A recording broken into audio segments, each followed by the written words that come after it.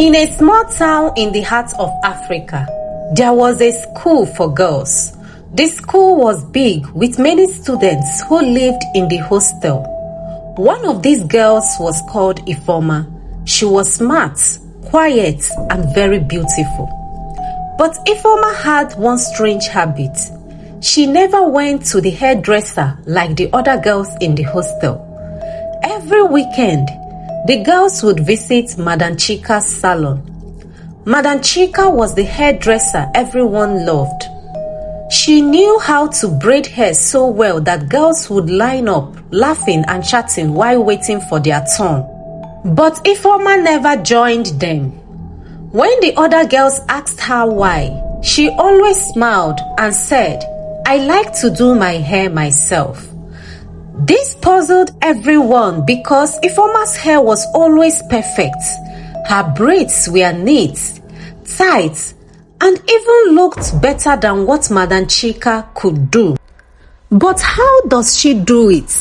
The girls whispered to one another. Ifeoma shared a room with 3 other girls. They were all friends, but they noticed something strange about her. Ifeoma only made her hair at night. In the darkness, when everyone was asleep, they would hear soft whispers and strange sounds coming from her corner of the room. But whenever they checked, Ifeoma was lying in bed, pretending to be asleep. The whispers and sound continued night after night, and the girls in the room grew scared. One day, they decided to confront her. "Ifeoma, why don't you go to the salon with us? Why do you do your hair at night?" one of the roommates, Ada, asked.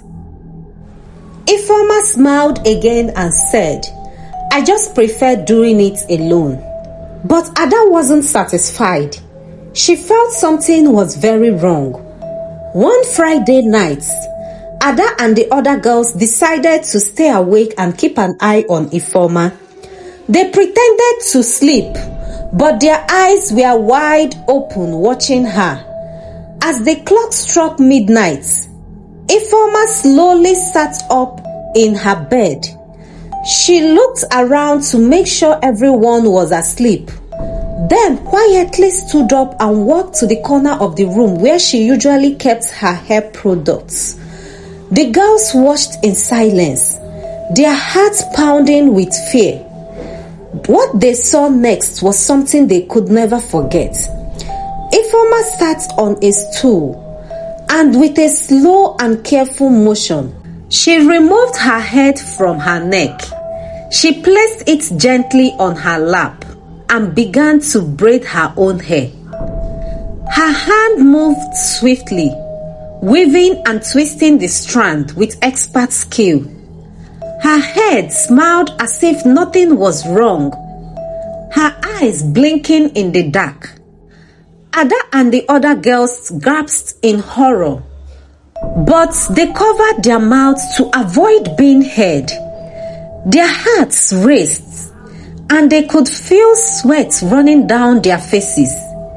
They wanted to scream, but fear held them back. Ifeoma continued to braid her hair, humming a soft tune as she walked. When she finished, she placed her head back on her neck, just as calmly as she had removed it. Then she quietly went back to bed, acting as if nothing happened. The girls couldn't sleep for the rest of the night.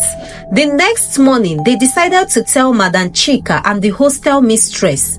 But when they tried to speak, their throat felt tight and no word came out. It was as if something was stopping them from talking about what they had seen. They could only whisper to each other, and even then, the fear in their voices was clear. Days passed, and the girls were too scared to confront Ifeoma. They stayed far away from her, whispering behind her back and avoiding her in the hostel. Ifeoma, however, continued to act like nothing happened. Her hair was always perfect and she never went to Madam Chica's salon. One evening, when the girls were gathered in the common room, Madam Chica entered with a worried look on her face. "Girls," she said, "I have heard whispers about things happening in the hostel. If anyone knows something, please tell me." Ada and the others tried to speak again, but their throats tightened once more. They couldn't get the words out. Madam Chica looked around the room, her eyes landing on Ifeoma. She was sitting calmly in the corner. "Ifeoma, do you have anything to say?" Madam Chica asked. Ifeoma smiled and shook her head. "No, madam, I don't know what you are talking about." Madam Chica's eyes narrowed as if she knew something was wrong, but she said nothing more. She left the room, leaving the girls in silence. That night, Ada and the other girls couldn't take it anymore. They packed their bags and left the hostel, refusing to stay in the same room as Ifeoma. They told their parents they couldn't go back, and no matter how hard their parents asked, they wouldn't say why. No one ever spoke about the night they saw Ifeoma take her head off, but the story spread in whispers. Girls who stayed in the hostel after Ada and her friends left always felt uneasy around Ifeoma. Some claimed to hear strange sounds at night. Others said they saw shadows moving in the dark. Ifeoma continued to live at the hostel, and her hair was always perfect, but no one dared to ask her how she did it anymore. Some said she was cursed. Others believed she was a spirit. But one thing was for sure: no one ever wanted to share a room with her again. Please, if you enjoyed watching this video, do well to give it a thumbs up, like, and leave your own comments in the comment section below.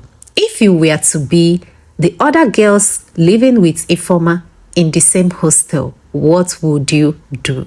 Let me know in the comment section below. Thank you so much for watching. Bye.